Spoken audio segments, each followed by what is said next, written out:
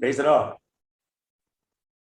प्रभु को बहुत धन्यवाद देते हैं कि प्रभु ने और भी एक सुंदर दिन हमारे जीवन में इस प्रकार जो प्लेटफॉर्म में इकट्ठा होने के लिए और स्वर्ग में हमेशा के लिए स्थिर किया हुआ प्रभु के वचन से एक दूसरे को प्रोत्साहन करने के लिए प्रभु ने कृपा दिया। आप लोगों को प्रभु ने दिया हुआ ये भूख के लिए मैं फिर से प्रभु को धन्यवाद देता हूँ। सच में सच्चा प्रभु का जन के अंदर प्रभु का वचन के प्रति एक भूख प्यास रहता है और प्रभु का भेजा हुआ लोग प्रभु का वचन सुनाने में भी उत्सुक रहता है। जब यूहन्ना का सुसमाचार पहला अध्याय का 6वां वचन में हम पढ़ता है कि परमेश्वर ने एक जन को भेजा, प्रभु ने एक जन को भेजा। प्रभु ने भेजा हुआ जन का खूबी क्या है? कोई यूहन्ना 3 अध्याय का 34 वचन में कहता है जिसको प्रभु ने भेजा वो प्रभु का वचन सुनाएगा, क्योंकि जिसने परमेश्वर ने भेजा है वह परमेश्वर की बातें कहता है। हाँ, वो परमेश्वर की बातें कहेगा। परमेश्वर ने भेजा हुआ व्यक्ति दुनियादारी की बातें नहीं कहेगा, परमेश्वर की बातें कहेगा। तो परमेश्वर एक जन को भेजता है प्रभु के लोगों के लिए, प्रभु चुन करके भेजता है। इसलिए ऐसा लोगों का कर्तव्य बहुत बड़ा बात है। जैसा अभी प्रेषित पौलुस तीमुथियुस को समझाने के टाइम पर 2 तीमुथी 4 अध्याय का 2 वचन में पौलुस तीमुथियुस को कहता है, तो उसका शुरुआत पढ़ेंगे, पूरा वचन पढ़ने के लिए टाइम नहीं, लेकिन मैं उसका शुरुआत आपको पढ़ करके बताना चाहूंगा। 2 तीमुथी 4 का 2 कि तू वचन का प्रचार कर। हाँ। समय और असमय तैयार रहो। मतलब समय और असमय में प्रभु को वचन बताने के लिए तैयार रहना बहुत बड़ा प्रयोग है। वो है मतलब अनुकूल समय भी है, प्रतिकूल समय भी है ना। हमेशा हमारे लिए अनुकूल मतलब परिस्थिति बनकर मिलना कोई जरूरी नहीं, कई प्रतिकूल की बात भी आ सकता है, लेकिन कैसे भी क्यों ना हो तो प्रभु के वचन सुनाने के लिए तैयार रहना। आपको मालूम है जब मंडली को बहुत सतावट हुआ, वो सतावट में मतलब यरूशलेम से भक्त लोग तितर बितर किया गया। आपको मालूम है जब प्रेरितों का 8 अध्याय का 4 वचन में हम पढ़ता है कि जो लोग तितर बितर हुए थे वो चुपचाप नहीं रहा, उन्होंने क्या किया मालूम है? जो तितर बितर हुए थे वे सुसमाचार सुनाते हुए फिरे। हाँ, वो सुसमाचार सुनाते हुए फिरे। प्रियो, बहुत बड़ी बात है। मुझे आपको इन बातों को बताने में बहुत आनंद लगता है, क्योंकि प्रभु के लोग प्रभु के वचन सुनाते बिना चुप नहीं रह सकता, नहीं रह सकता है ना। क्योंकि जो व्यक्ति उधार पाया है, जिन्होंने उधार नहीं पाया, उनको देख करके उनको तरस आता है, वो कुछ भी दाम चुकाने के लिए तैयार रहता है, वो चुप रह ही नहीं सकता है ना। जब प्रेरित पौलुस प्रभु का वचन पाने के बाद में वो ऐसे भागते थे और वो चुप रह नहीं पाते थे, यहाँ पर भी जाते थे, सतावट बहुत बैठते थे, तभी भी वो कहने वाले एक शब्द मुझे बहुत छू लिया। मात्र क्या मालूम है? 1 कोरिन्थी 9 अध्याय उसका 16-17 वचन में, 1 कोरिन्थी उसका 9 अध्याय 16-17 वचन। यदि मैं सुसमाचार सुनाऊं तो मेरे लिए कुछ घमंड की बात नहीं, क्योंकि यह तो मेरे लिए अवश्य है। यदि मैं सुसमाचार न सुनाऊं तो मुझ पर हाय, क्योंकि यदि अपनी इच्छा से यह करता हूँ तो मजदूरी मुझे मिलती है, और यदि अपनी इच्छा से नहीं करता तो भी भंडारीपन मुझे सौंपा गया है। हाँ, देखा, भंडारीपन मुझे सौंपा गया है। वो प्रयोग बहुत बड़ा बात है। मतलब इस बात का जिम्मेवारी प्रभु ने मुझको सौंपा है। प्रियम, उधार पाया हुआ हरेक पवित्र लोगों को ये जानना चाहिए, प्रभु ने इस भंडारीपन मुझको सौंप दिया है। मैं बहुत पवित्र लोग ये बात को नहीं समझता। हमारे जीवन में अगर हमने उधार पाया है तो जरूर हमें मतलब सुसमाचार सुनाने का, भंडारीपन का कार्य प्रभु ने उधार पाया हुआ सबको सौंपा है, सौंपा है। इसलिए 1 कोरिन्थी में वही 4 अध्याय का 1-2 वचन में भी, अब यहाँ 2 वचन पढ़ने से भी चलेगा। 1 कोरिन्थी 4 का 2। यहाँ भंडारी में यह बात देखी जाती है। भंडारी में क्या देखी जाता है मालूम है? क्या देखी जाती है? कि वह विश्वास योग्य हो। विश्वास योग्य हो। प्रियो, विश्वास योग्य रहना।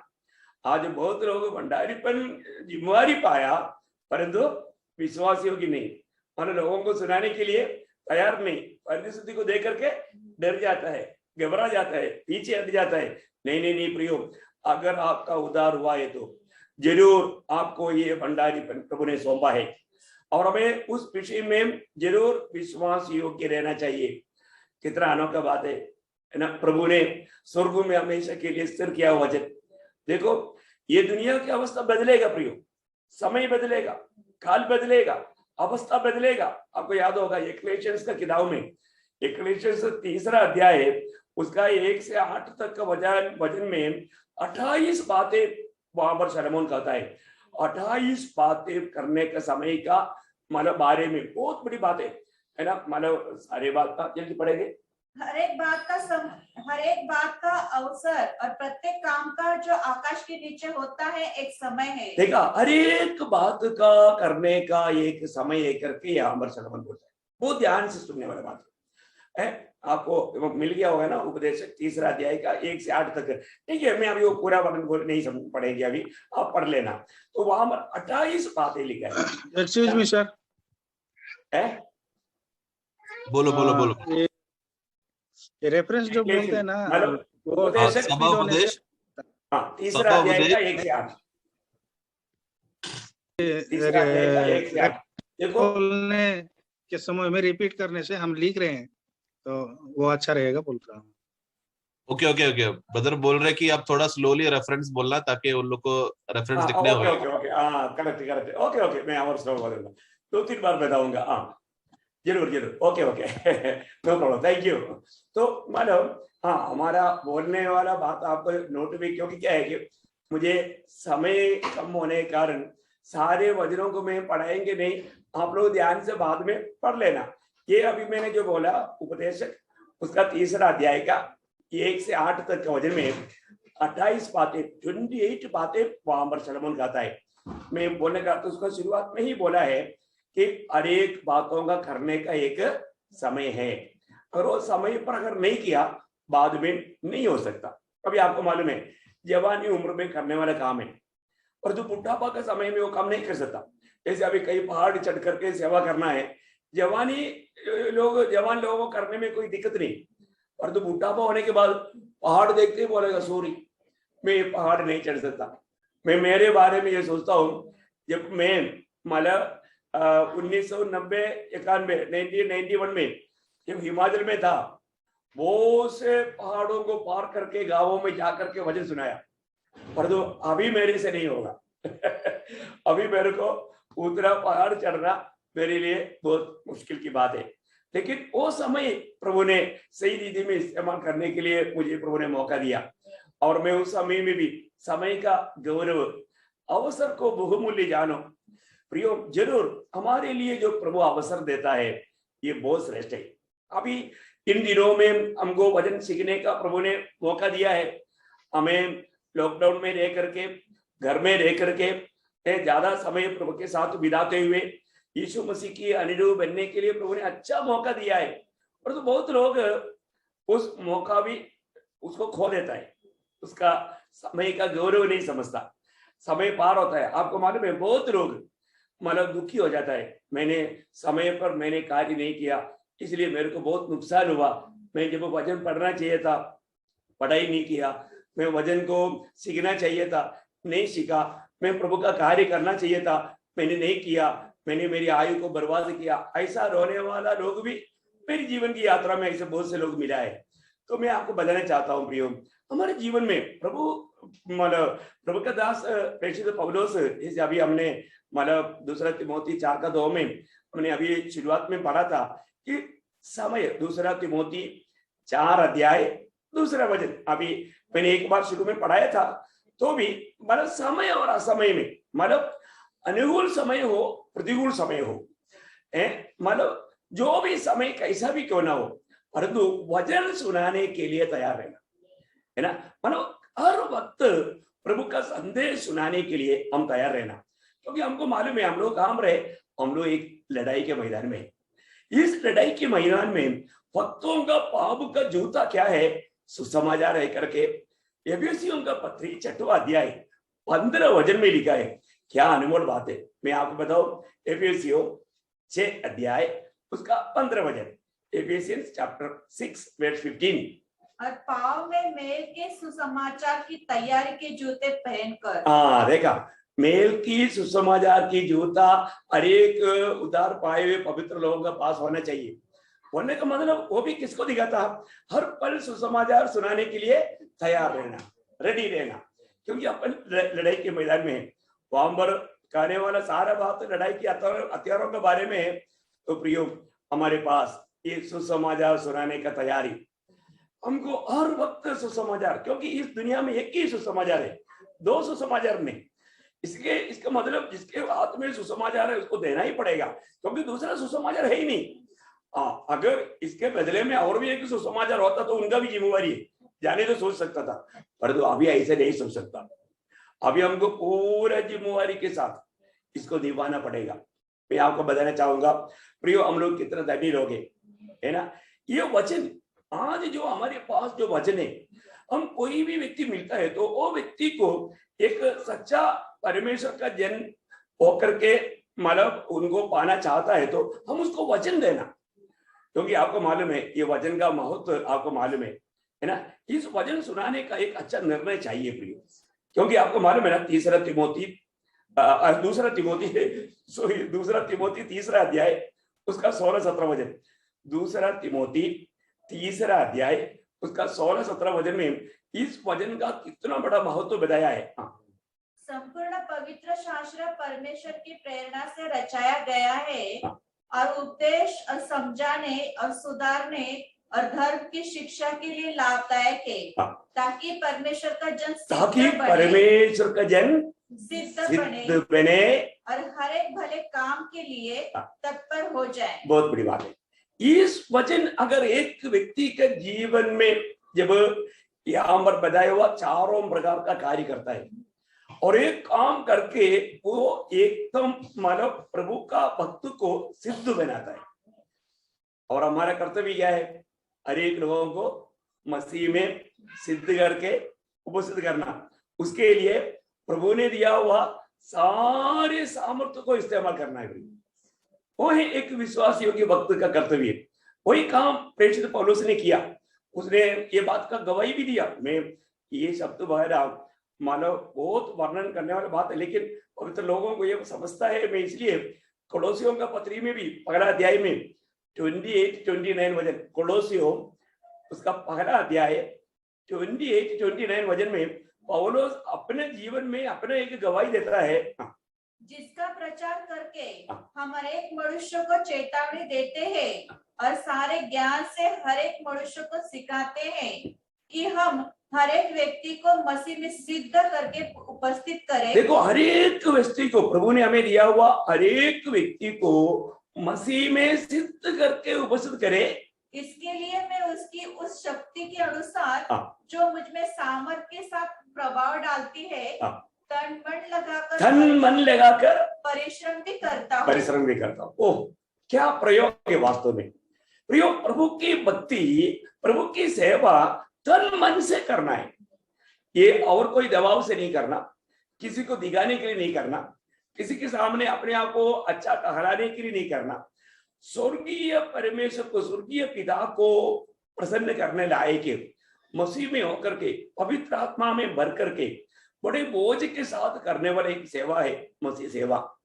बहुत बड़ी बात है। मैं आपसे भेंट करने से पहले तन मन लगा करके मैं इसकी तैयारियां कर रहा था। हमको एक पक्का निर्णय चाहिए प्रिय। एक कल आपने लिया हुआ निर्णय आज आपके जीवन में प्रकट होगा। आज जो आप निर्णय लेगा वो आपको कल प्रकट होगा। जीवन में अच्छा निर्णय लेना बहुत जरूरी बात है।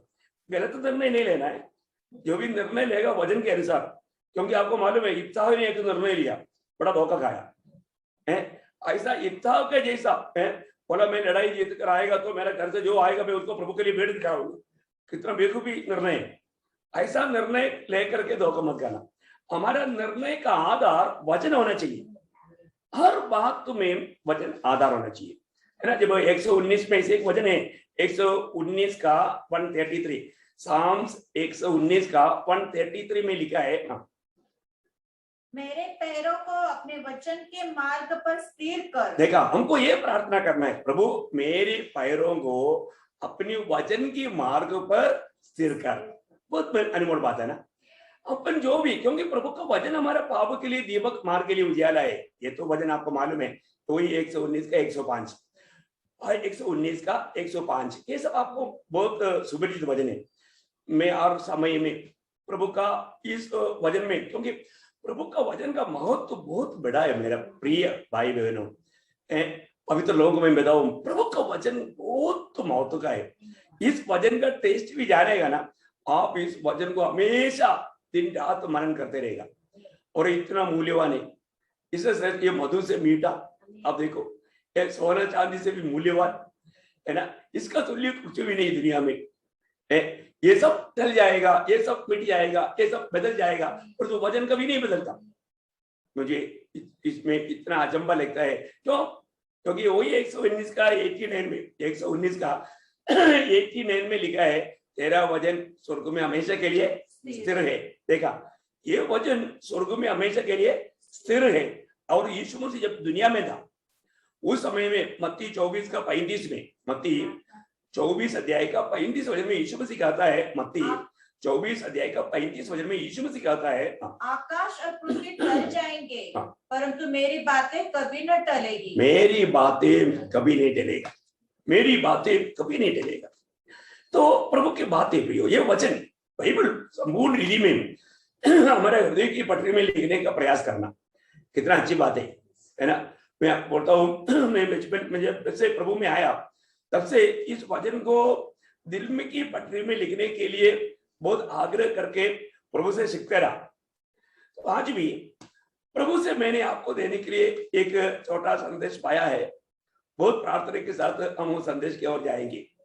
मैं आशा करता हूं आप लोग एकदम तैयार है। मैं इसलिए आपका और भी तैयारी होने के लिए मैंने ऑलरेडी हमने गीत गाया। गीत भी हमारी वचन सुनने की तैयारी का एक भाग है, और एक आउटलाइन में भी मैंने आपको इस वचन का महत्व समझाया।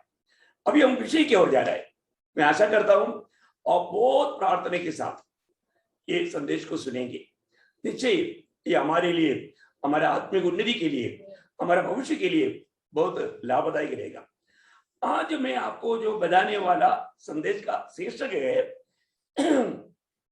वर्णन से बाहर तीन बातें।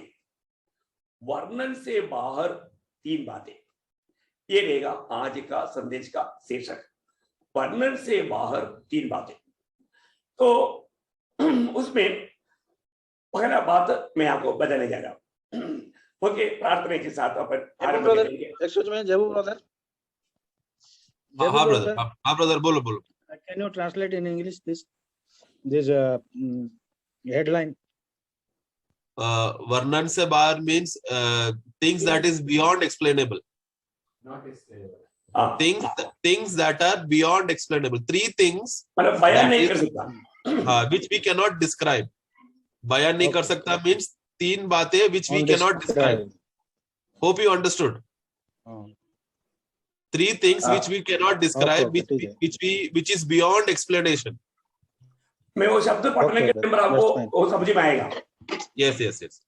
ओके, तो मैं प्रभु को धन्यवाद देता हूँ। आप लोग बहुत ध्यान देते हो, बहुत खुशी हुआ। प्रभु आपको बहुत आशीष दे, बहुत खुशी हुआ, बहुत धन्यवाद। ओके, मैं पहली बात जो वर्णन से बाहर की बात पर मैं आ रहा हूँ, वो है 2 कोरिन्थी 9 अध्याय का 15 वचन। 2 कोरिन्थी 9 अध्याय का 15 वचन। Second Corinthians chapter 9 verse 15।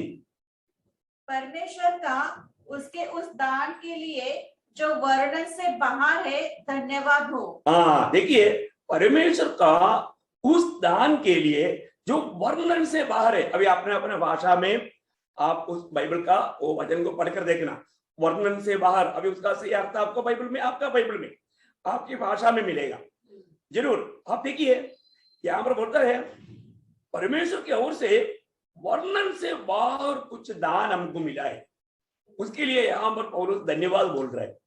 वर्णन से वो बाहर है, कितना अनमोल बात है। ये जो वर्णन से बाहर जो दान मिला, उस दानों में पहले बात में, इस विषय में, 3 बातों में, पहला विषय में ये जो दान मिला, वो 7 दानों के बारे में पहले बताऊंगा। इसके बाद में दूसरा वर्णन से बाहर का 2 बात बताऊंगा।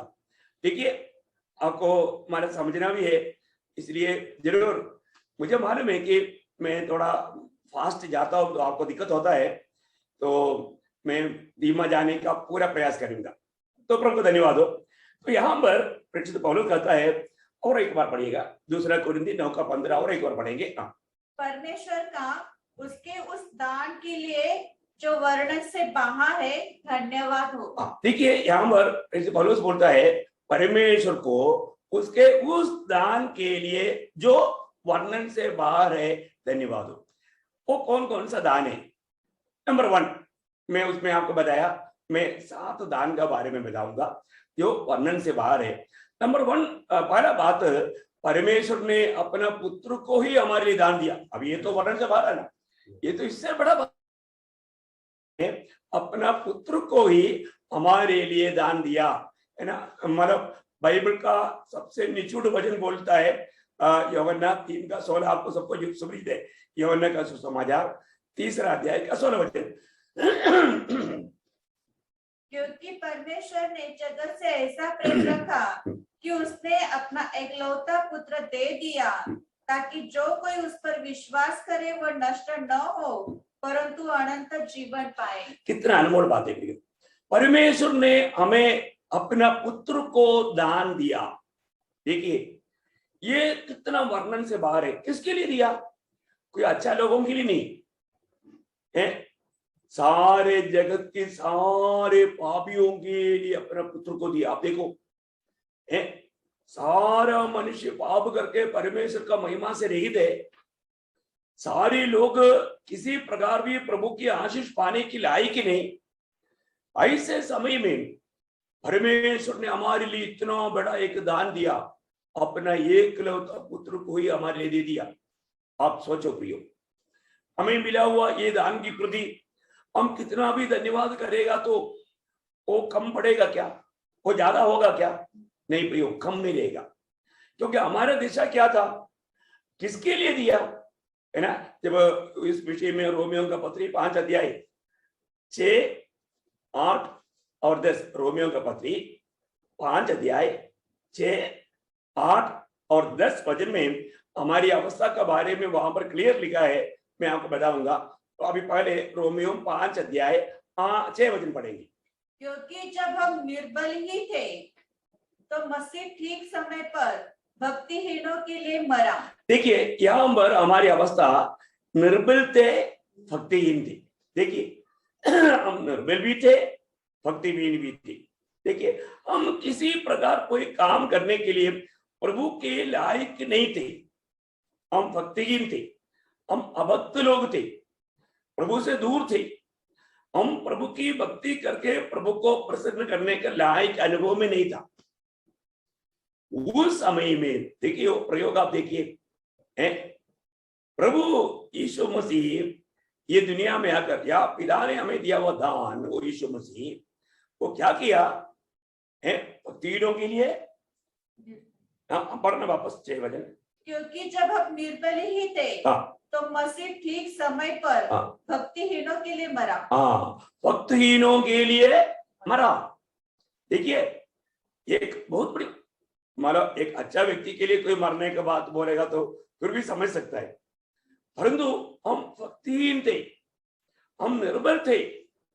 ऐसे समय में प्रभु यीशु मसीह हमारे लिए मरने के लिए स्वर्गीय पिता ने भेजा। कितना बड़ा दान है प्रियो, हमें मिला हुआ ये सौभाग्य था। हम कैसा वर्णन करूं, कितना वर्णन करूं। एग्जाम्पल बोलेगा तो मतलब स्वर्गीय पिता ने हमें अपना संतान बनाने के लिए जिस लोगों ने अपने पुत्र को घात किया, उनको प्रभु बोलता है तुम मेरा संतान है। ऐसे कोई बोल सकता है क्या? कभी नहीं। हम सोच नहीं सकता, अपन समझ नहीं सकता। इतना अबरंबार प्रेम अपने पुत्र को देते हुए पिता ने हमको दिया। प्रियो प्रभु हम अभक्त होने की दिशा में भी हमारे लिए आकर के दुनिया में आकर मरा। पिता ने हमारे लिए अपने एकलौते पुत्र को दान दिया।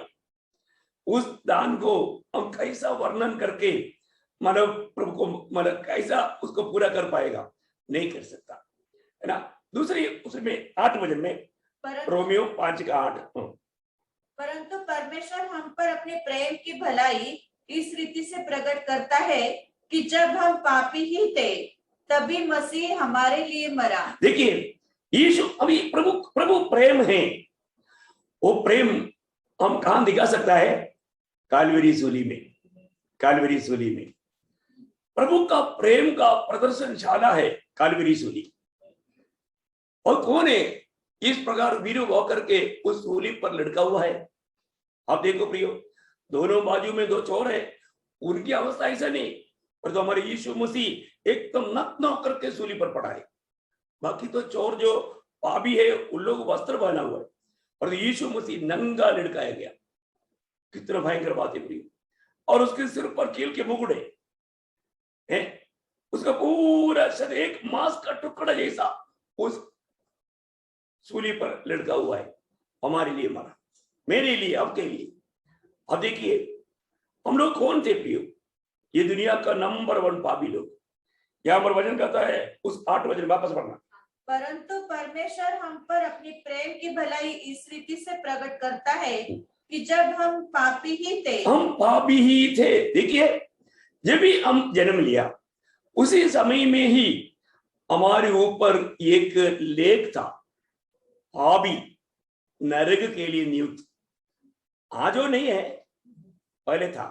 जब हम मसीह में विश्वास करने से पहले जन्म होकर के ये दुनिया में जन्म लिया, उस समय से ये लेख हमारे ऊपर था, पापी। क्योंकि हम जन्म लिया पाप में और जीवन भर पाप करते रहा। वो पापी कहां जाएगा? अनंत काल का नरक में जाएगा। इसलिए पाप पर लिखा हुआ था, ये लेख लिखा था, पापी है, वो नरक के लिए नियुक्त है। ये कोलोसियों का पत्री 3 अध्याय का 14-15 वचन में ये बात बताता है। मैं अभी उसको पढ़ने के लिए नहीं जा रहा हूं, आप बाद में आप देख सकते हैं। कोलोसियों 2 अध्याय का 14-15 वचन है। तो यहाँ पर हम पापी थे, हम सब पापी थे। सारे मानव जाति के लिए पिता ने पुत्र को दान दिया, पुत्र को दान दिया। और वो पुत्र हम पापियों के लिए हमारा पाप की सजा मृत्यु अपने ऊपर ले लिया। वो हमारे लिए, क्योंकि पाप का मजदूरी है मृत्यु। रोमियो 6:23 में लिखा है, पाप का मजदूरी मृत्यु है। रोमियो 6:23 में लिखा है। हाँ प्रियो, पाप का मजदूरी मृत्यु। हम पापियों के लिए प्रभु यीशु मसीह हमारे बदले में हमारा स्थान लेकर के हमारे लिए वो मरा। कितना बड़ी बात है, कितना बड़ी बात है ना? पिता ने हमको कितना बड़ा प्यार दिया प्रियो। वो प्यार को कभी नहीं भूलना, हमें उस प्यार में अपने आप को बनाए रखना बहुत बड़ी बात है। उस प्यार को कभी भूलना नहीं। जिसने उद्धार पाया, पाप क्षमा पाया, वास्तव में वो प्यार को नहीं भूल सकता। और आपको याद होगा जब यूदा नबी की किताब में उसका 21 वचन में, यूदा प्रेरित यूदा का 21 वचन में, एक ही चैप्टर है, 21 वचन में लिखा है कि अपने आप को परमेश्वर के प्रेम में बनाए रखो। हाँ, यूदा का पत्री 21 वचन में लिखा है, अपने आप को परमेश्वर का प्रेम में बनाए रखो, बनाए रखो। है यूदा का पत्री मालूम है ना? हाँ, यूदा का पत्री में उसका 21 वचन 21, यूद 21, एक ही चैप्टर है इसलिए। ओके, तो अभी यहाँ पर लिखा है कि अपने आप को परमेश्वर के प्रेम में बनाए रखो। प्रभु ने इतना बड़ा प्रेम दिया हम पापियों के लिए। एक प्रकार बोलेगा तो हमें व्यक्तिगत रीति में वो बात को जानना चाहिए। मुझ पापी के लिए मेरा प्रभु मेरा स्थान लेकर मर गया। प्रियो, तब हम मतलब प्रभु को और भी गहराई में प्रेम कर पाएगा। ये जानना जरूरी बात है ना? अच्छा, तीसरा बात यहाँ पर यीशु मसीह ने क्या किया? वही रोमियो 5:10 वचन, क्योंकि बैरी होने की दशा में हाँ, उसके पुत्र की मृत्यु के द्वारा हमारा मेल परमेश्वर के साथ हुआ, तो फिर मेल हो जाने पर उसके जीवन के कारण हम उद्धार क्यों न पाएंगे? देखा, हम कौन थे? हम लोग पापी होने के कारण एक प्रकार परमेश्वर के बैरी थी। बैरी होने की दशा में, हमारा दशा वैरी, हम परमेश्वर की वैरी था। प्रभु का उस महान दान के लिए हम कितना वर्णन करना चाहिए? कौन करेगा प्रियो? हैं, हम व्यक्तिगत जीवन में परमेश्वर के साथ हम अभक्त था, मतलब प्रभु का भक्ति नहीं करता था और हम पापी था और हम परमेश्वर की शत्रु वैरी था। आप देखो ऐसा दिशा में स्वर्गीय पिता ने हमारे लिए अपना पुत्र को भेजा, उसका लहू बहाया, वो हमारा पापों को लेकर कालवरी सूली पर मरा। वास्तव में ये सच्चाई प्रभु ने हमको प्रकाश करके दिया। इस बात पर विश्वास करने के लिए प्रभु ने हम पर अनुग्रह उंडेला, प्रभु की दया हम पर उंडेला है ना। प्रभु हमारा बुद्धि खोला, प्रभु ने कितना बड़ा कार्य किया, कितना बड़ा कार्य किया। प्रभु का अनुग्रह हमको मिला, कितना बड़ी बात है, नहीं तो हम कभी नहीं समझना था। तो मतलब प्रभु का सबसे पहला बड़ा दान है अपना एकलौता पुत्र। एक्चुअली इसको बोलने के लिए वो एक ही शब्द में बोलने के लिए आज पूरा टाइम नहीं है, लेकिन मैं समय को देख करके थोड़ा जल्दी आगे बढ़ता हूँ क्योंकि टाइम पर हमें कदम करना चाहिए। ओके, दूसरी प्रभु ने दिया हुआ वो दान क्या है? एफिसियम 2 अध्याय का 8 वचन। जो वर्णन से बाहर जो दान प्रभु ने जो दिया, उसमें पहली बात यीशु मसीह है और दूसरी बात उद्धार। यहाँ पर एफिसियम 2 अध्याय का 8 वचन में क्योंकि विश्वास के द्वारा अनुग्रह से तुम्हारा उद्धार हुआ है और ये तुम्हारी ओर से नहीं वरन परमेश्वर का दान है। प्रियो, कितना बड़ी बात है। हमें जो उद्धार मिला वो उद्धार क्या है? परमेश्वर का दान है। देखिए, कोई भी व्यक्ति उद्धार नहीं पा सकता, किसी का भी उद्धार नहीं हो सकता। उद्धार मनुष्य के लिए असंभव था, ये सिर्फ प्रभु से संभव था। आप देखिए, उस असंभव को प्रभु ने संभव में बदल डाला है। ये उद्धार एक छोटी बात नहीं। आपको मालूम है, जब इब्रानियों का पत्री 2 अध्याय का 3-4 वचन में लिखा है, इब्रानियों 2 अध्याय का 3 और 4 वचन में लिखा है, इतनी बड़ी उद्धार से निश्चित रहेगा। तो देखा कितना परमेश्वर को उतना कितना बड़ी बात है ना, है? इतनी बड़ी उद्धार से निश्चित रहेगा। तो हम लोग ऐसे बड़े उद्धार से निश्चिंत रहकर कैसे बच सकते हैं? कैसे बच सकता बोलेगा तो आने वाला परमेश्वर के क्रोध से कोई नहीं बच सकता। प्रभु ने इतना बड़ा उद्धार तैयार किया। मैं सिर्फ मैं वो पॉइंट को ले लेता हूँ, पूरा वचन को पढ़ने के लिए जाएगा तो वर्णन करने के लिए समय नहीं। तो मैं आपको बताना चाहता हूँ, इतना बड़ा उद्धार हमें जो मिला हुआ उद्धार कैसा उद्धार है? कोई हल्की बात नहीं, छोटी बात नहीं, इतनी बड़ी, मतलब वर्णन नहीं कर सकता, वर्णन नहीं कर सकता, अवर्णनीय है, वर्णन करने से भी बाहर है। इतनी बड़ी उद्धार ये पिता परमेश्वर ने अपने एकलौते पुत्र के द्वारा तैयार किया हुआ इतना महान उद्धार है। बड़ी बात है ना। मतलब एक बार चेहरे लोग इस उद्धार के विषय में प्रभु को बात करने के टाइम पर बोला कि धनवान लोग उद्धार पाना ऊंट का सुई की सुराग से जाने से भी मुश्किल है करके जब बताया, तब वो चेहरे लोग बोला ऐसे है तो फिर किसका उद्धार होगा? है किसका उद्धार होगा? आपको याद होगा ना, है? तब प्रभु बोलता है मनुष्य से असंभव है परंतु परमेश्वर से। हाँ, आपको वचन चाहिए तो मैं बहुत वचन देता हूँ। कौन सा वचन? 18:27, लूका 18:27। उसने कहा जो मनुष्य से नहीं हो सकता वो परमेश्वर से हो सकता है। देखिए, जो मनुष्य से नहीं हो सकता वो परमेश्वर से हो सकता है। देखिए, बहुत बड़ी बात है। मतलब सबसे बड़ी बात क्या है ना, मनुष्य से असंभव है। वो बात मैं आपको मरकोस में 10 अध्याय में पढ़ना चाहता हूँ। बहुत बड़ी बात है। मरकोस 10 अध्याय उसका 23-24 में पढ़ना। यीशु ने चारों ओर देखकर अपने चेलों से कहा, धनवानों का परमेश्वर के राज्य में प्रवेश करना कैसा कठिन है। चेले उसकी बातों से अचंभित हुए। इस पर यीशु ने फिर उनसे कहा, हे बालकों, जो धन पर भरोसा रखते हैं उनके लिए परमेश्वर के राज्य राज्य में प्रवेश करना कैसा कठिन है। आगे 25-26 परमेश्वर के राज्य में धनवान के प्रवेश करने से हाँ। ऊंट का सुई के नाके में से निकल जाना सहज है। हाँ। वे बहुत ही चकित होकर आपस में कहने लगे, हाँ। तो फिर किसका उद्धार हो सकता है। हाँ। यीशु ने उनकी ओर देखकर कहा, हाँ। मनुष्य से तो ये तो नहीं हो सकता, हाँ। परंतु परमेश्वर से हो सकता है। मनुष्य से ये संभव नहीं, परंतु परमेश्वर से संभव है। बहुत बड़ी बात है, आपको सबको मिल गया ना, है ना। मतलब मैंने अभी जो पढ़ाया मरकोस 10 अध्याय का 23 से 27 तक का वचन पढ़ाया ने, आप बहुत ध्यान से ध्यान प्रियो, मनुष्य से ये कभी संभव नहीं था।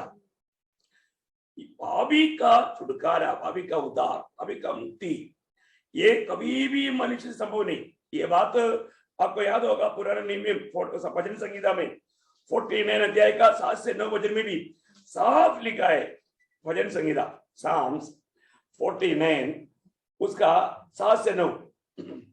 उनमें से कोई अपने भाई को किसी भांति छुड़ा नहीं सकता है, हाँ। और न परमेश्वर को उसके बदले प्रायश्चित्त में कुछ दे सकता है, हाँ। क्योंकि उसके प्राण की छुड़ौती भारी है। हाँ। वह अंत तक कभी न चुका सकेंगे। हाँ। देखा, मानो किसी प्रकार भी असंभव है बोला, वो क्लियर बोलता है वो असंभव है, अंत तक कभी ना चुका सकेगा। है देखा, ये चुनौती भारी है, ये अंत तक कभी ना चुका सकेगा। वो प्रियो, अवर्णनीय कार्य को प्रभु ने हमें साधित करके दिया, हम कैसा उसको वर्णन करो। हमें मिला हुआ उद्धार कितना बड़ा है प्रियो। हमको तो मुफ्त में मिला, परंतु प्रभु ने दाम दिया। वो दाम का महत्व हमें जानना चाहिए। हमें मुफ्त में मिला इसलिए उसका दाम नहीं, ऐसा कभी नहीं सोचना। बहुत बड़ा दाम चुका करके हमें प्रभु उद्धार मुफ्त में दे रहा है, क्योंकि हम कोई भी दाम दे करके खरीद नहीं सकता। हम किसी प्रकार अपने प्रयास में इस उद्धार को हासिल नहीं कर सकता। तो प्रभु ने अभी हमारे मलयालम बाइबल में प्रकाशित वाक्य 7 अध्याय का 10 वचन में भी लिखा है उद्धार परमेश्वर का दान है करके। लेकिन आपका हिंदी बाइबल में और उड़ीसा बाइबल में वो नहीं मिलता, क्या मालूम नहीं क्यों नहीं मिलता। खैर एक बात जानना है, उद्धार परमेश्वर का दान है प्रिय, उद्धार परमेश्वर का दान है। तो अपने जीवन में प्रभु ने इतना बड़ा उद्धार प्रभु हमें मुफ्त में दिया है, उसको ये अवर्णनीय दान है। आज कितना भी वर्णन करेगा तो ये वर्णन करके हमारा पूरा नहीं कर पाता, इतना बड़ी बात है। यहाँ पर हम देखते हैं कि उद्धार प्रभु का दान है। ओके, तीसरी बात में आपको जो हमें अपने लिए दानों में मतलब तीसरा दान जो प्रभु ने हमें दिया वो दान, प्रेरितों का काम 2 अध्याय का 38 वचन, Acts of Apostle chapter 2 verse 38, प्रेरितों का काम 2 अध्याय 38 वचन। पतरस ने उससे कहा, मन फिराओ और तुम में से हर एक अपने अपने पापों की क्षमा के लिए यीशु मसीह के नाम से बपतिस्मा लो, तो तुम पवित्र आत्मा का दान पाओगे। देखा, दान पाओगे। देखिए इसके मतलब यीशु मसीह हमें मिला हुआ सबसे बड़ा दान है, उद्धार हमें मिला हुआ सबसे बड़ा दान है। अब यहाँ पर लिखा है पवित्र आत्मा हमें मिला हुआ एक बड़ा दान है। देखा, देखिए पवित्र आत्मा हमको प्रभु ने दिया। आपको मालूम है जो भी लोग नया जन्म पाया सारे लोगों में प्रभु की आत्मा है। आज वो आत्मा में अगर नहीं रहता तो आपको ये बात समझ में नहीं आना था, आत्मिक बात नहीं समझ में आना था। आपको मालूम है कई बार हम प्रभु की बातें कहने के टाइम पर लोग बोलता है हमको कुछ समझ में नहीं आया। शायद तो बहुत एजुकेटेड लोग है वो लोग, लेकिन उनको समझ में नहीं आता।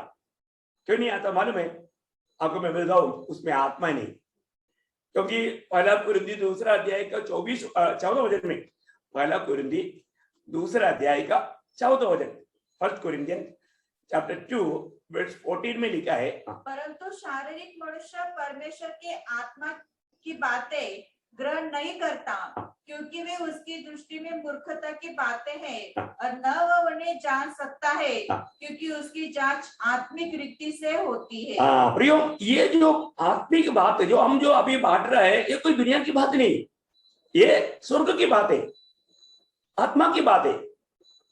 ये बात ये दुनिया के लोगों को नहीं समझेगा। ये उनकी उस जो उन्होंने जो शिक्षण पाया उसके अनुसार का बात है ही नहीं, एकदम अलग है। और तो हमारे को भी क्या है, उसका 10 वचन पढ़ना, पहला कुरिन्थी 2:10। परंतु परमेश्वर ने उनको अपने आत्मा के द्वारा हम पर प्रकट किया, क्योंकि आत्मा सब बातें वरन परमेश्वर की गूढ़ बातें भी जांचता है। देखा, परमेश्वर ने हमको क्या किया, हमको प्रभु ने आत्मा दे करके आत्मिक बात समझने के लिए मदद किया। कितना धन्यवाद है भाई। अगर आप सोचो, अगर आपको अगर आत्मा नहीं मिला होता तो आज आप इस वचनों को बिल्कुल नहीं समझेगा, बिल्कुल नहीं समझेगा। आप मुझे नहीं मालूम, मुझे सुनने वाला सब लोगों का उद्धार हुआ है कि नहीं है, मतलब क्योंकि अभी सबके साथ हमारा मतलब पर्सनली कुछ मिलने का मौका नहीं मिला, लेकिन आप ये सुन रहे हैं, ये बहुत प्रभु का अनुग्रह है। लेकिन आपको समझ में आ रहा है कि नहीं है, आपको समझ में आ रहा है कि नहीं? अभी देखो, अभी आप बाइबल पढ़ता होगा, बाइबल पढ़ने से आपको समझना कोई जरूरी नहीं है। आपको याद होगा जब उस हृदय में बैठ करके खोजा वचन पढ़ रहा था, वचन पढ़ने के समय में उसको पढ़ने, वो पढ़ा लिखा आदमी था इसलिए पढ़ता था, लेकिन पवित्र आत्मा की अगुवाई से फिलिप्पुस जाकर के खोजे को पूछा। क्या पूछा मालूम है? उसका प्रेरितों का 8 अध्याय का 30 वचन में, प्रेरित Acts of Apostle chapter 8 verse 30। फिलिप्पुस ने उसकी ओर दौड़ा और उसे यशायाह भविष्यवक्ता की पुस्तक पढ़ते हुए सुना और पूछा, तू जो पढ़ रहा है क्या उसे समझता भी है? समझता भी है। आगे उसने कहा, जब तक कोई मुझे न समझाए तो मैं कैसे समझूं? मतलब अभी मैं सिर्फ पढ़ रहा हूँ, कुछ समझ में आ गया तो ओके, लेकिन ये प्रभु का वचन है करके वो जानता था, ये परमेश्वर का वचन है करके वो जानता था। देखिए यहाँ पर एक बात जानना प्रियो, ऐसे बहुत लोग हैं, वो लोग समझता नहीं है तो भी वचन पढ़ता है। जरूर आप पढ़ते जाओ, मैं आपको प्रोत्साहन करता हूँ, आप पढ़ते जाओ, जरूर स्वर्ग आपके ऊपर दया करेगा, आपको उसको समझने के लिए कृपा करेगा ना। आपको मालूम है, बाइबल की गलती ढूंढने के लिए पढ़ा हुआ लोग भी मतलब प्रभु का अनुग्रह पा करके, प्रभु का वचन समझ करके, उद्धार पा करके प्रभु में आ गया। इसलिए एक व्यक्ति को वचन सुनने का मौका मिलना, वचन पढ़ने का मौका मिलना, बिल्कुल प्रभु का अनुग्रह है, प्रभु का अनुग्रह है। इसलिए आपका पढ़ने का स्वभाव को मैं प्रोत्साहन देता हूँ, आप और भी पढ़िए। आपको समझ में नहीं आया तो भी आप पढ़िए, पढ़ते रहना, प्रभु जरूर आपका दिल का बुक का देख करके आपको समझने के लिए मदद करेगा।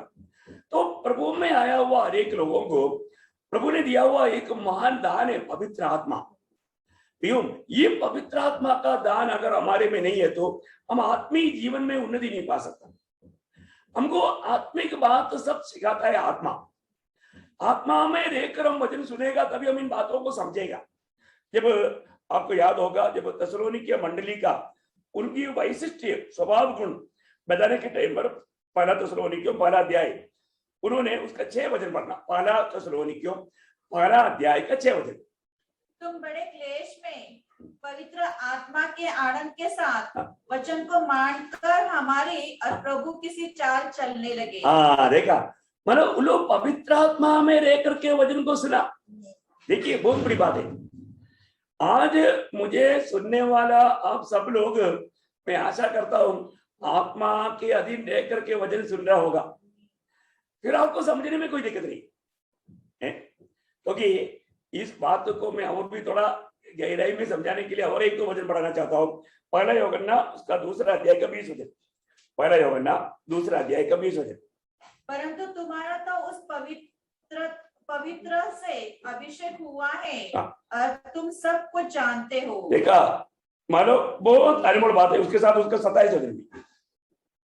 परंतु तुम्हारा वह अभिषेक जो उसकी ओर से किया गया तुम में बना रहता है और तुम्हें इसका प्रयोजन नहीं कि कोई तुम्हें सिखाए, पर जैसे वह अभिषेक जो उसकी ओर से किया गया तुम्हें सब बातें सिखाता है और यह सच है और झूठा नहीं, और जैसा उसने तुम्हें सिखाया वैसे ही तुम उसमें बने रहते हो। Praise the Lord. क्या वचन है, क्या मीठा वचन है। मैं आपको बताना चाहता हूँ, है ना, प्रभु की आत्मा में नया जन्म पा करके उस आत्मा में चलने वाला, आपको मालूम है प्रभु के लोग प्रभु की आत्मा में चलना चाहिए। प्रभु की आलोचना पा करके जीवन बिताने वाला लोग आज बहुत कम है इस पीढ़ी में। मालूम नहीं वो लोग क्यों मतलब प्रभु को प्रभुता नहीं देता, लेकिन आप प्रभु की आत्मा पाया और तो आज भी आप आत्मा की सिखाए हुए चल पा रहे कि नहीं, ये परखना। क्योंकि रोमी 8 अध्याय का 14 वचन, रोमी हो 8 अध्याय का 14 वचन में लिखा हम परमेश्वर का संधान है करके कहता है तो प्रियो, उसमें हमें आत्मा में चलने वाला अनुभव चाहिए। इसलिए कि जितने लोग परमेश्वर की आत्मा के चलाए चलते हैं वे ही परमेश्वर के पुत्र है। देखा ये अभी हम परमेश्वर का पुत्र है करके अगर हमको मानो गवाही देने के लिए हम परमेश्वर के आत्मा में चलने वाला अनुभव चाहिए है। अभी फिलिप्पस को खोजे के पास कौन लेकर आया? पवित्र आत्मा ने। पवित्र आत्मा ऐसा कहने का अनुभव हमको चाहिए रोज। प्रभु ने हमें क्यों हमारी आत्मा दिया है? यीशु मसीह ने चेलों को समझाने के टाइम पर यूहन्ना 16 अध्याय का 13 वचन में, यूहन्ना का सुसमाचार 16 अध्याय का 13 वचन, मैं आपको मानव समझने के लिए मैं सब पर मुझे बार में पढ़ाते जाएगा तो बहुत टाइम रहेगा, लेकिन मैं ऐसे बताते जाएगा तो आप नोट भी नहीं कर पाएगा। ओके। परंतु जब आत्मा सत्य का आत्मा आएगा तो तुम्हें सब सत्य का मार्ग बताएगा, क्योंकि वो अपनी ओर से न कहेगा परंतु जो कुछ सुनेगा वही कहेगा और आने वाली बातें तुम्हें बताएगा। क्या आने वाली बातें? प्रभु की आत्मा हमको कितनी ऐसी बातें बताता है। प्रभु हर सच्चाई में हमको ले चलता है। प्रभु के लोग कभी भी कोई भी काम करने से पहले पवित्र आत्मा से अगुवाई लेना चाहिए, और आत्मा हमको बराबर वचन के आधार में हर बात में हमें अगुवाई करके प्रभु का महिमा होने के लिए उस राह पर हमको ले चलेगा। पर तो आज हम देखते हैं कि बहुत लोग अपने आप को बुद्धिमान जता करके अपनी अपनी बुद्धि के अनुसार चल करके उनको ऐसा लगता है मैं बहुत आत्मिक जन है, मैं सब समझता हूँ, मुझे आत्मा का अगुवाई नहीं तो भी मैं अपनी बुद्धि में चल करके मैं प्रभु का महिमा कर पाएगा, ऐसा सोच करके धोखा खाता है। नहीं, धोखा मत करना प्रिय। हमेशा आपको मालूम है जब पवित्र आत्मा को वायदा जब प्रभु करने के टाइम पर, जब यूहन्ना 14 अध्याय का 16 वचन पढ़ना, यूहन्ना 14 का 16, मैं पिता से विनती करूंगा और वह तुम्हें एक और सहायक देगा कि वह सर्वदा तुम्हारे साथ रहे। देखिए मानो मैं क्या करेगा तुम्हारे लिए एक सहायक हो, उसकी और भी गहराई में उसका 26 वचन पढ़ना, वही अध्याय का यूहन्ना 14 का 26। परंतु सहायक अर्थात पवित्र आत्मा जिसे पिता मेरे नाम से भेजेगा वह तुम्हें सब बातें सिखाएगा। देखो वह तुम्हें सब बात सिखाएगा और जो कुछ मैंने तुमसे कहा है वह सब तुम्हें स्मरण कराएगा। कितना अनमोल बात है ना। हर एक बात स्मरण दिलाने वाला कार्य भी पवित्र आत्मा करता है। प्रियो, ये दान हमको मिलने से हम प्रभु को इतना धन्यवाद देना चाहिए, क्योंकि जिसको ये आत्मा मिला है, पहली बात उसको आनंद काल का एकदम पक्का गारंटी मिला, बहुत बड़ी बात है ना। जब एफेसियों का पत्री में इसे लिखा है, एफेसियों का पत्री 1 अध्याय का उसका 13 वचन, एफेसियों 1 अध्याय का 13-14 वचन, एफेसियों 1 अध्याय का 13-14। और उसी में तुम पर भी जब तुमने सत्य का वचन सुना जो तुम्हारे उद्धार का सुसमाचार और जिस पर तुमने विश्वास किया, प्रतिज्ञा किए हुए पवित्र आत्मा की छाप लगी। देखा, पवित्र आत्मा की तुम पर छाप लगी। ओ बाप रे, बोलने का अर्थ क्या है भैया? आज मतलब पवित्र आत्मा से छाप लगा वो लोग है, पवित्र लोग, उसका एक गहरा अर्थ समझने के लिए उसका 4 का 30 पढ़ना, एफेसियों 4:30 उसमें आपको एक बात समझाने के लिए सरल है। परमेश्वर के पवित्र आत्मा को शोकित मत करो, जिससे तुम पर छुटकारे के दिन के लिए छाप दी गई है। देखा, मतलब हमारा छुटकारा का दिन के लिए प्रभु ने हमें आत्मा से छाप लगाया। देखो आत्मा कैसे कैसे कार्य करता है, बहुत बातें मैं उसमें डिटेल में नहीं जा सकता अभी समय के अनुसार देखने से, लेकिन एक बात मैं आपको बताना चाहता हूँ, प्रभु ने हमें दिया हुआ आत्मा का दान के लिए हम प्रभु को कितना धन्यवाद देना चाहिए प्रिय, है ना। कैसा हमारे अवस्था प्रभु ने बदल दिया। हम इस प्रभु ने हमें आत्मा दान में दिया और वो आत्मा बहुत तो काम करता है। अभी आत्मा का विषय में जाएगा तो कितना गंभीर है। प्रभु समय देने के अनुसार जैसे आत्मा अगुवाई करेगा मैं आपके साथ बांटूंगा, लेकिन अभी अपना पॉइंट पूरा करने के लिए मैं जल्दी आगे बढ़ना चाहूंगा। 4वां बात क्या है, अभी 3 बात आपने देखा इस मतलब पहला सब्जेक्ट में, उसका 4वां बात एफेसियों 3:7 मुझे थोड़ा और जल्दी जाना पड़ेगा समय के अनुसार। एफेसियों 3:7 मैं परमेश्वर के अनुग्रह के उस दान के अनुसार, बस प्रभु का अनुग्रह का उस दान।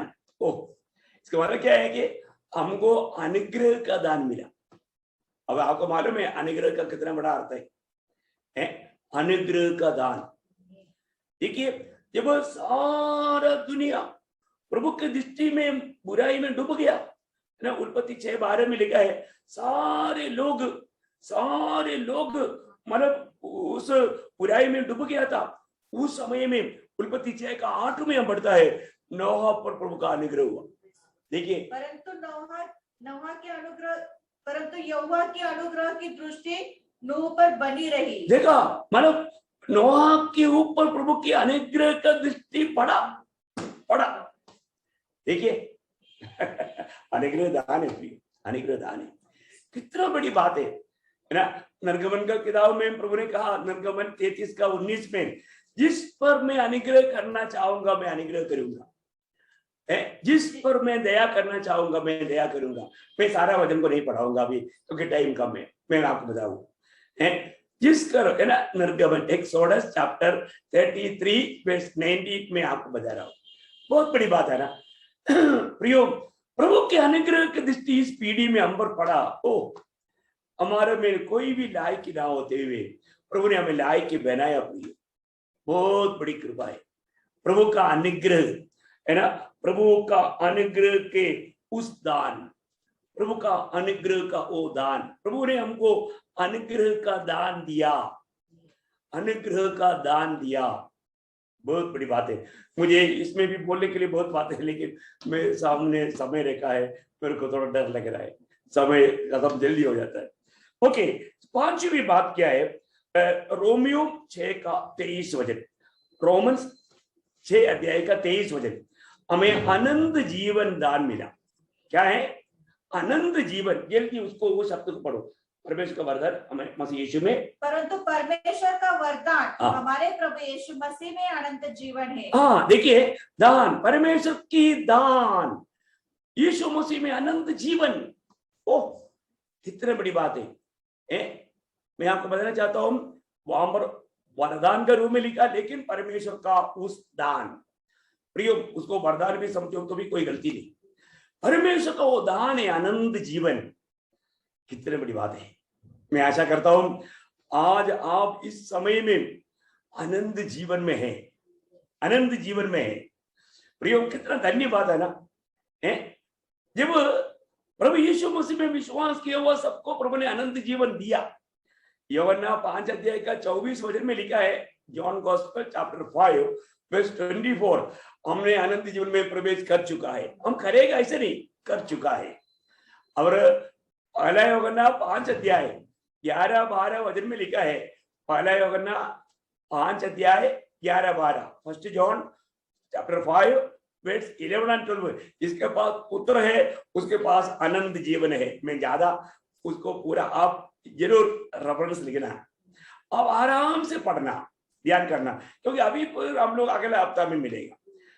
उसके बीच में अभी बहुत टाइम है, आप लोगों को तो बहुत काम रहेगा, लेकिन फिर भी मैं आशा करता हूँ आप पढ़ेंगे। पर आपको जो भी डाउट है आप जरूर पूछना, मेरे को बहुत खुशी है आप पूछेगा तो। तो प्रभु ने हमें अनंत जीवन दान दिया। आज प्रभु ने हमें अनंत जीवन दान दिया। प्रियो, कितना अनोखा बात है। आज वो जीवन हम पर राज करना है ना। रोमियो का पत्री 5 अध्याय का 17 और 21 वचन बहुत इंपॉर्टेंट वचन है।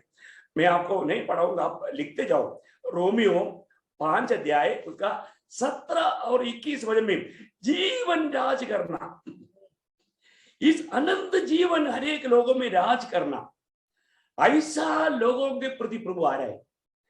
उनको बारे में कोलोसियों 3:4 में लिखा है, कोलोसियों 3:4 में लिखा है, जो हमारा जीवन मसीह प्रकट होगा तो हम भी प्रभु के साथ प्रकट होगा। इसका मतलब क्या मालूम है आपको?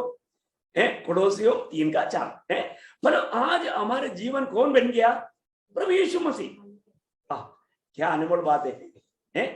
तो इसलिए मतलब जब यीशु मसीह प्रकट होगा तो हम भी प्रभु के साथ प्रकट होगा, क्योंकि हमारे जीवन आज यीशु मसीह। कितनी बड़ी बात है। तो प्रभु ने क्या किया? हमें अनंत जीवन दान किया।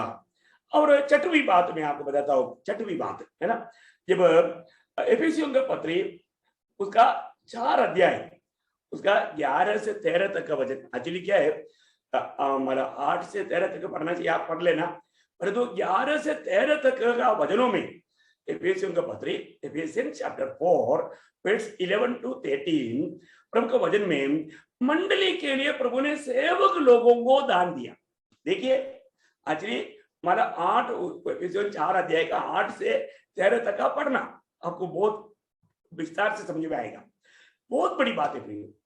प्रभु ने मंडली के लिए सेवकों को दान दिया।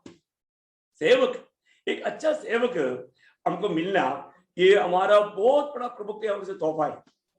जो सेवक प्रभु का सत्य वचन बिना मिलावट का हमको सिखाता है, हम बहुत बड़ी बात है। आज बहुत लोग वचन में मिलावट करता है ना, वो अपनी फायदा सोचता है। लेकिन सत्य वचन सिखाने वाला वचन को वचन से व्याख्या करके उस वचन आत्मा की अगुवाई में प्रभु से पा करके मंडली को सिखा करके, मतलब प्रभु जैसे मंडली को प्यार करता है वैसे मंडली को प्यार करने वाला दास लोग हमको चाहिए।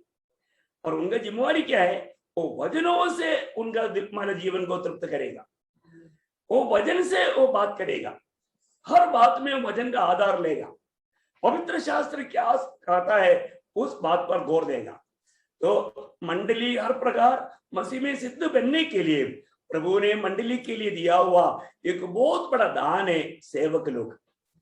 Praise the Lord. मैं आशा करता हूं, मैं अभी विस्तार से उस विषय में अभी नहीं जाऊंगा। आखिरी 7वां बात भी जल्दी बताता हूं।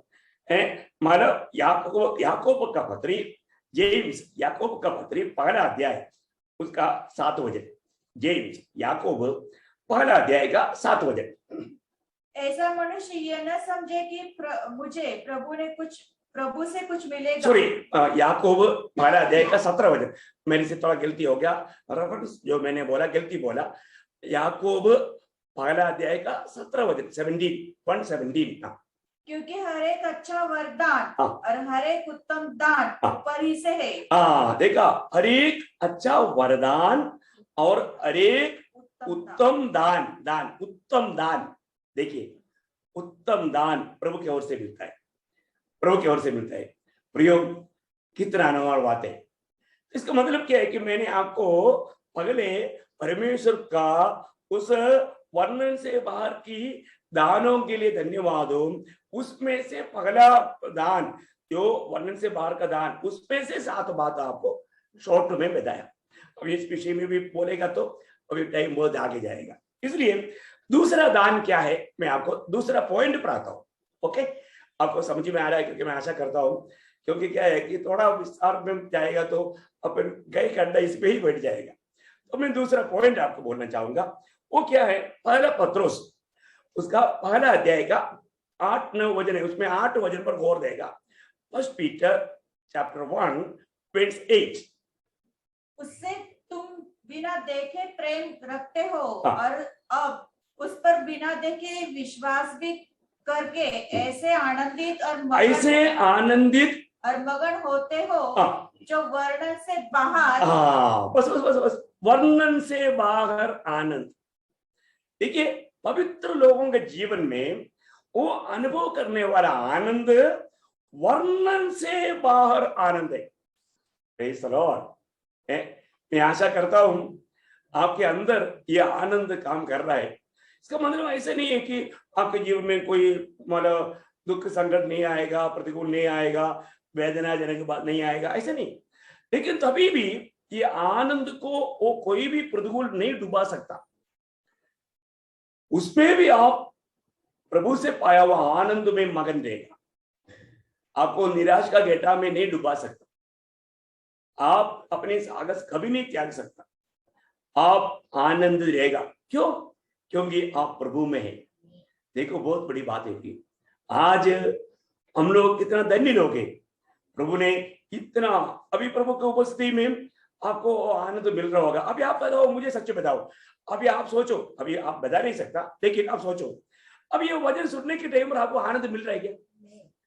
है वो भी एक सादा आनंद नहीं है ना। 119 का 162 में लिखा है, 119 का 162, Psalms 119 162, Psalms 119 162 में लिखा है। जैसे कोई बड़ी लूट पाकर हर्षित होता है, वैसे ही मैं तेरे वचन के कारण हर्षित हूँ। देखा, तेरे वचन के कारण में इतना हर्षित है।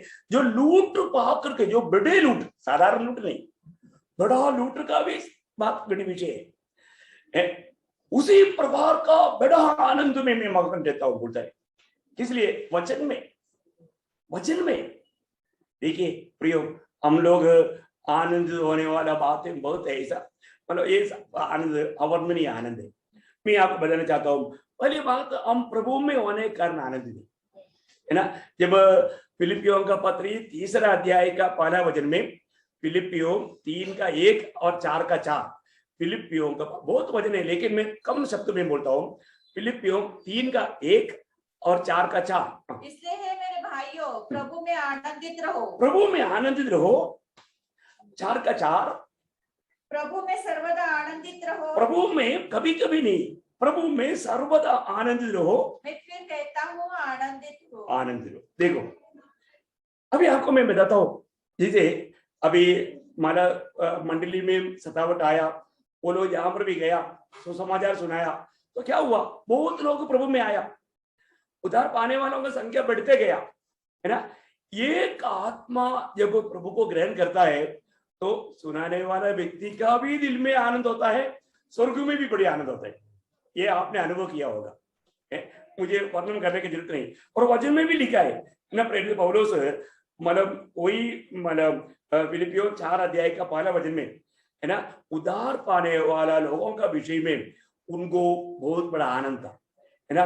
वो बात 1 थिस्सलुनीकियों 2 अध्याय का 19 वचन में भी, 1 थिस्सलुनीकियों 2 अध्याय का 19 वचन में भी हम देखता है, एक एक उद्धार पाने वाला आत्मा का संबंध में हमारा भी दिल में बहुत आनंद होता है और स्वर्ग में भी और बड़ा आनंद होता है। आप देखो प्रियो, भला हमारी आशा या आनंद या बड़ाई का मुकुट क्या है कि हमारे प्रभु यीशु के सम्मुख उसके आने के समय तुम ही तो न हो। बोलने का अर्थ क्या है कि वे लोग जो उद्धार पाया वो लोग हमारा आनंद है बोल करके प्रेरित पौलुस यहाँ पर वर्णन कर रहे हैं। हमारी बड़ाई और आनंद तुम ही हो। देखा, बोलने का अर्थ क्या है प्रियो। मैं एक बात आपको बताना चाहता हूँ, आज भी ये संदेश सुनने वालों में अगर एक भी व्यक्ति अगर उद्धार पा लिया तो ये सुनेगा तो मैं इधर ही बैठ कर उड़ी मारेगा, क्योंकि मैं आत्मा में इतना आनंद हो जाएगा, बयान नहीं कर सकता। और मैंने ये पर्सनली मैंने अनुभव किया, जो भी व्यक्ति को मैं सुसमाचार सुना है ना, वो लोग प्रभु को ग्रहण करने के टाइम पर मैं भी आनंद का आंसू बहाया, दुख के साथ नहीं आंसू बहाया, आनंद के आंसू आपने भी बहाया होगा ना। हाँ मेरा प्रिय भाई बहनों, आपका जीवन का अनुभव है, ये वर्णन से बाहर का आनंद है। मैं आपको बताना चाहता हूँ, इसमें बहुत बातें हैं, क्योंकि आपको मालूम है जब मसीह की खातिर हम दुख से आता है तभी हमको बहुत आनंद होता है। एक सच्चा भक्त को, है ना, मतलब पहला पत्र 4 का 13 है और मत्ती 5 अध्याय का 10-11 वचन, बहुत वचन है प्रियो। मैं अभी वो वचन पूरा नहीं पढ़ाऊंगा क्योंकि टाइम नहीं। मैं आपको बताऊं प्रियो, हर एक पवित्र लोग ऐसा आनंद में मगन देने वाला अनुभव है। प्रभु ने हमें जो दिया वो आनंद कोई लूट नहीं सकता, कोई इसको नष्ट नहीं कर सकता, परंतु हम खुद मैंने कई बार आपको बताया, भाव करके वो आनंद हो सकता है, वो बात अलग है, उस पर अपन क्यों जाएगा, क्योंकि हमको मार्ग हमारा नहीं है, वो धोखा देने वाले लोगों का बात है। प्रभु के जन ऐसे बातों से सावधान रहना। और इतना ही नहीं, एक प्रकार बोलेगा तो पहला थिस्सलुनीकियों 5 अध्याय का 16, 17, 18 वचन में 3 बात लिखा, आपको मालूम है, सर्वदा आनंद रहो, हर बात में प्रार्थना करो, हर बात में धन्यवाद करो, यही तुम्हारे बारे में मसीह यीशु में पिता का इच्छा है। देखा, इसलिए प्रियो, आप प्रभु की इच्छा में बना रहना है तो इस आनंद जो प्रभु ने हमें दिया है वो आनंद में बना रहना बहुत बड़ी बात है। आकर और एक बात बोलकर मैं समाप्त करता हूँ। मुझे मालूम है, मतलब आप लोग कंप्लेंट तो नहीं करेंगे, लेकिन फिर भी मुझे एक जिम्मेवारी है, डिसिप्लिन समय में कदम करना चाहिए। ओके, आखिरी बात जो मतलब वर्णन से बाहर का आनंद का आखिरी बात यह है, वो है मतलब 2 कुरिन्थी 12 अध्याय का 4 वचन। बहुत बड़ा पौलुस का अनुभव है। प्रेरित पौलुस तीसरा स्वर्ग तक उड़ा लिया गया और वहां के बारे में वो कहता है, जल्दी पढ़िए, 2 कुरिन्थी 12 अध्याय का 4 वचन, कि स्वर्ग लोक पर उठा लिया गया और ऐसी बातें सुनी कि जो कहने की नहीं। हाँ, कहने की नहीं, बोलेगा तो वर्णन से बाहर, उसका बात है वर्णन से बाहर, है ना। अभी आपको बताना चाहता हूँ प्रियो, स्वर्ग का बात ये दुनिया में कहने के लिए उसका शब्द नहीं, प्रियो शब्द नहीं, ये सब वर्णन से बाहर की बात है। मैं कई बार लोग बोलता है हम स्वर्ग जाकर आया, स्वर्ग देख कर आया, हमने ये देखा वो देखा, ये बहुत झूठी बात है प्रिय, झूठी बात है। क्योंकि तीसरा स्वर्ग तक गया हुआ पौलुस बोलता है उधर का कोई बात तो बोल नहीं सकता, उसके लिए दुनिया में शब्द नहीं। Praise the Lord. और आप बोलेगा तो वो गलत हो जाएगा, क्योंकि स्वर्ग का बात इतना अतुल्य बात है प्रिय। यीशु मसीह निकोदेमुस को समझाने के टाइम पर दुनिया की बातों को लेकर के आत्मिक बात को समझाने पर भी एक इस्राएल की उपदेष्टा होने के बावजूद भी और इतना तजुर्बा पाया हुआ बुढ़ा उपदेष्टा वो नहीं समझ पाया, तब प्रभु उसको बोलने वाले एक शब्द यूहन्ना का सुसमाचार 3 अध्याय का 12 वचन में पढ़िए उसको। जब मैंने तुमसे पृथ्वी की बातें कही और तुम विश्वास नहीं करते, तो यदि मैं तुमसे स्वर्ग की बातें कहूँ तो फिर कैसे विश्वास करोगे? कैसे विश्वास करेगा, मतलब वो तो एकदम हो ही नहीं सकता मनुष्य से। प्रियो, एक बात जानना, जरूर हम स्वर्ग का नागरिक है, हम एक दिन स्वर्ग जाएगा, लेकिन इवन अभी तक हम क्या होने वाले हमको मालूम नहीं, हम कितना भी समझाएगा तो भी समझ नहीं सकता। तो इसलिए वो शॉर्ट में मतलब पहला यूहन्ना 3:2 में यूहन्ना भी बोलता है, मतलब हम क्या कुछ होंगे अभी बोल नहीं सकता।